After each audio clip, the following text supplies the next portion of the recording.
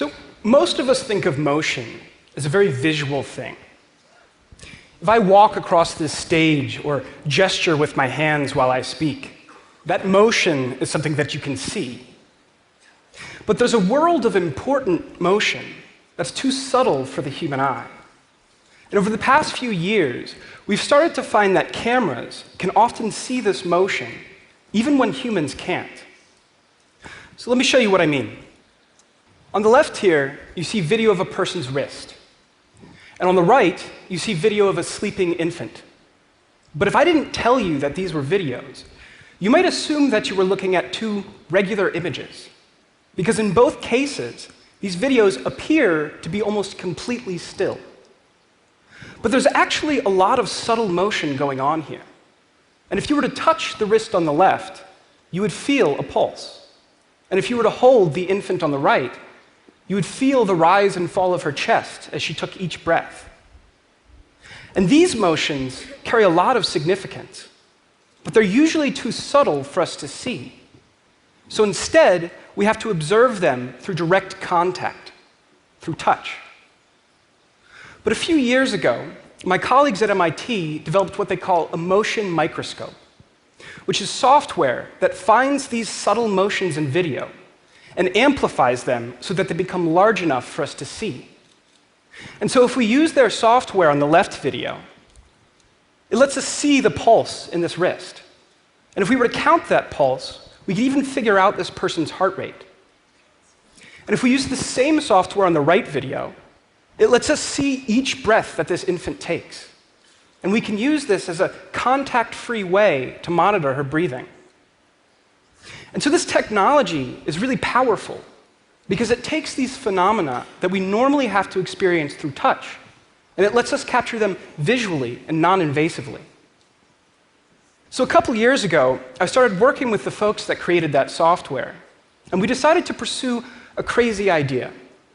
We thought, it's cool that we can use software to visualize tiny motions like this, and you can almost think of it as a way to extend our sense of touch.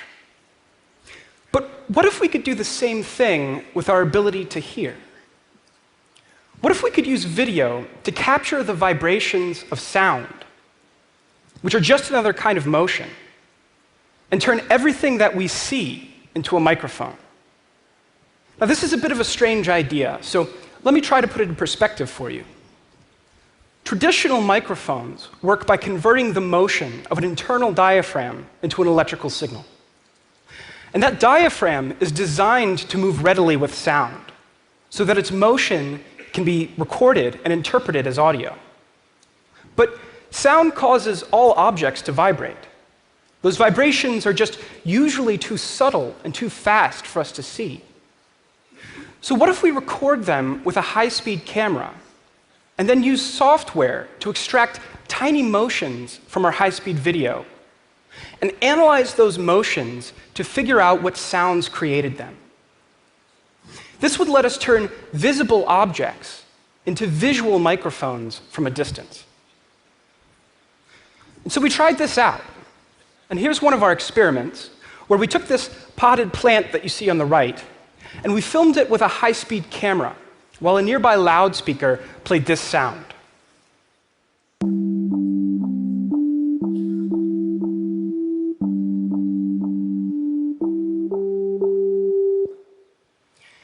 And so here's the video that we recorded.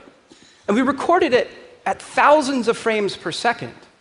But even if you look very closely, all you'll see are some leaves that are pretty much just sitting there doing nothing.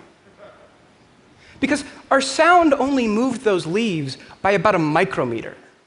That's 1/10,000th of a centimeter, which spans somewhere between 100th and 1,000th of a pixel in this image.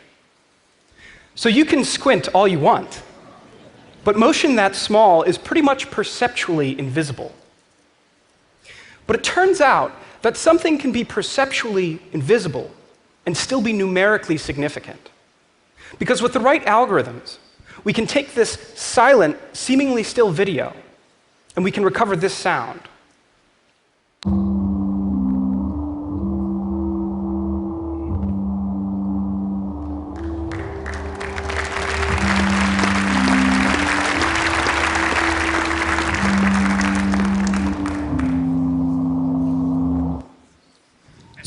how is this possible? How can we get so much information out of so little motion? Well, let's say that those leaves move by just a single micrometer. And let's say that that shifts our image by just 1,000th of a pixel. That may not seem like much, but a single frame of video may have hundreds of thousands of pixels in it. And so if we combine all of the tiny motions that we see from across that entire image, then suddenly 1,000th of a pixel can start to add up to something pretty significant. On a personal note, we were pretty psyched when we figured this out. But even with the right algorithm, we were still missing a pretty important piece of the puzzle. You see, there are a lot of factors that affect when and how well this technique will work. There's the object and how far away it is. There's the camera and the lens that you use, how much light is shining on the object, and how loud your sound is. And even with the right algorithm, we had to be very careful with our early experiments, because if we got any of these factors wrong, there was no way to tell what the problem was. We would just get noise back. And so a lot of our early experiments looked like this. And so here I am, and on the bottom left you can kind of see our high-speed camera, which is pointed at a bag of chips, and the whole thing is lit by these bright lamps. And like I said, we had to be very careful in these early experiments. So this is how it went down. 3, 2, 1, go. Mary had a little lamb. Little lamb, little lamb.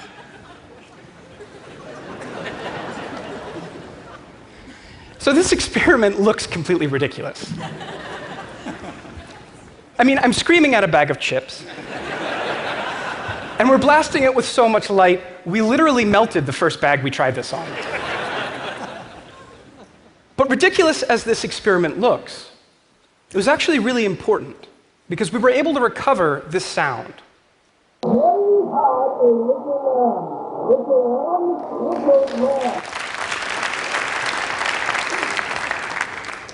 And this was really significant, because it was the first time we recovered intelligible human speech from silent video of an object.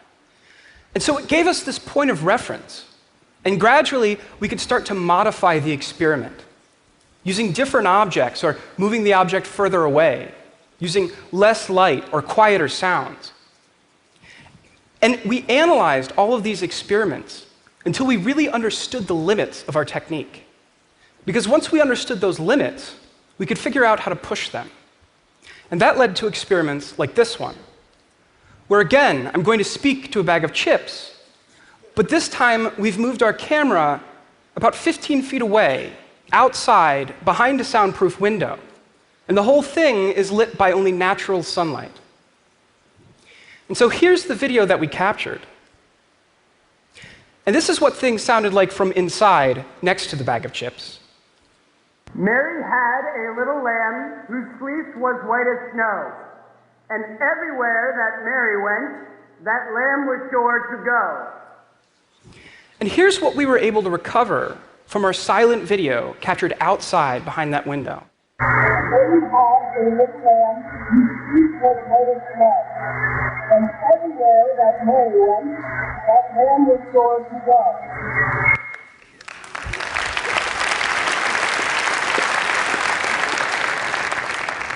And there are other ways that we can push these limits as well. So here's a quieter experiment where we filmed some earphones plugged into a laptop computer. And in this case, our goal was to recover the music that was playing on that laptop from just silent video of these two little plastic earphones. And we were able to do this so well that I could even Shazam our results.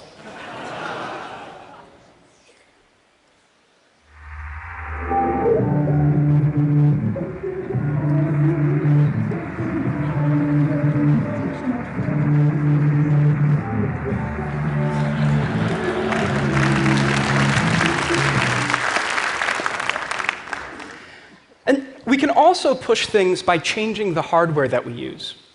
Because the experiments I've shown you so far were done with a camera, a high-speed camera, that can record video about 100 times faster than most cell phones. But we've also found a way to use this technique with more regular cameras. And we do that by taking advantage of what's called a rolling shutter. You see, most cameras record images one row at a time. And so if an object moves during the recording of a single image, there's a slight time delay between each row. And this causes slight artifacts that get coded into each frame of a video. And so what we found is that by analyzing these artifacts, we can actually recover sound using a modified version of our algorithm. So here's an experiment we did where we filmed a bag of candy while a nearby loudspeaker played the same Mary Had a Little Lamb music from before. But this time, we used just a regular store-bought camera. And so in a second, I'll play for you the sound that we recovered, and it's going to sound distorted this time. But listen and see if you can still recognize the music.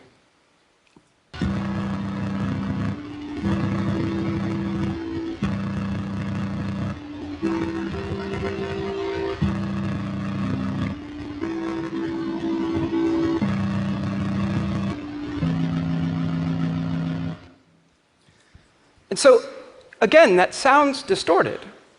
But what's really amazing here is that we were able to do this with something that you could literally run out and pick up at a Best Buy. So at this point, a lot of people see this work and they immediately think about surveillance. And, to be fair, it's not hard to imagine how you might use this technology to spy on someone. But keep in mind that there's already a lot of very mature technology out there for surveillance. In fact, people have been using lasers to eavesdrop on objects from a distance for decades. But what's really new here, what's really different, is that now we have a way to picture the vibrations of an object, which gives us a new lens through which to look at the world. And we can use that lens to learn not just about forces like sound that cause an object to vibrate, but also about the object itself. And so I want to take a step back and think about how that might change the ways that we use video. Because we usually use video to look at things.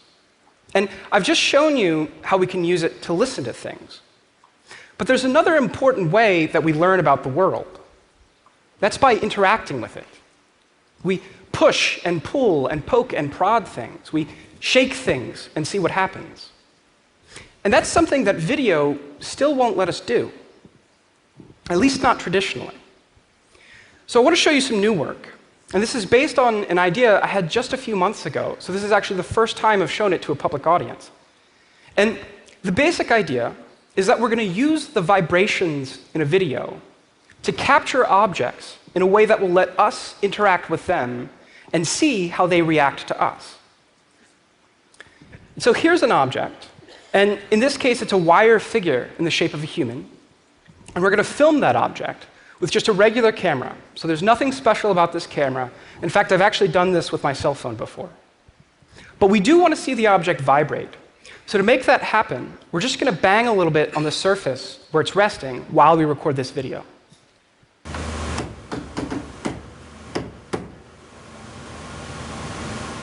And so that's it. Just 5 seconds of regular video while we bang on this surface. And we're going to use the vibrations in that video to learn about the structural and material properties of our object. And we're going to use that information to create something new and interactive.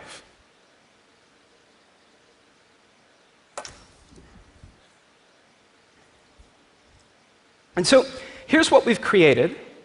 And it looks like a regular image. But this isn't an image, and it's not a video, because now I can take my mouse and I can start interacting with the object.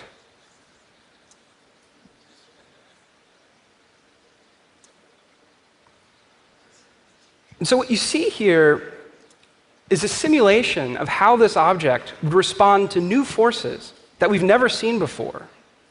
And we created it from just 5 seconds of regular video.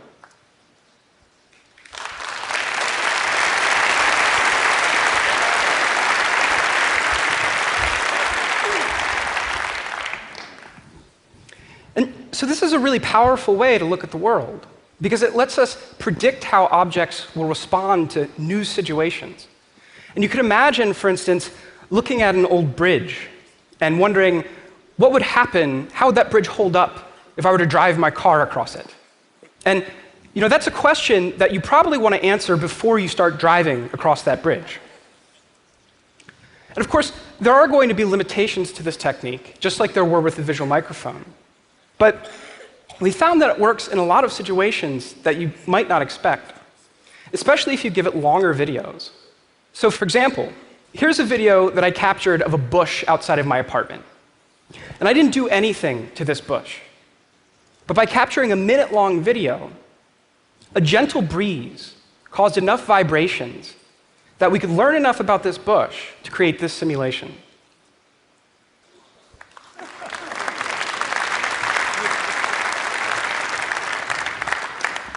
And so you could imagine giving this to a film director and letting him control, say, the strength and direction of wind in a shot after it's been recorded.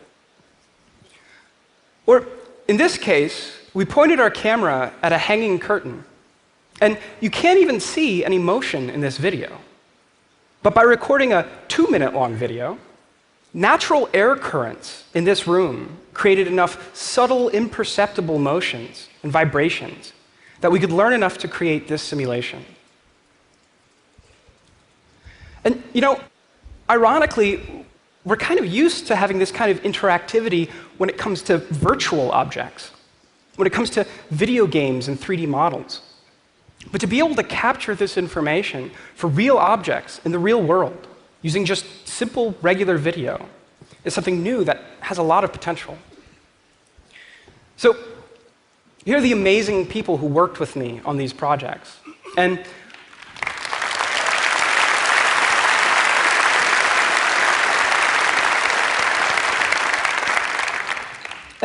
what I've shown you today is only the beginning.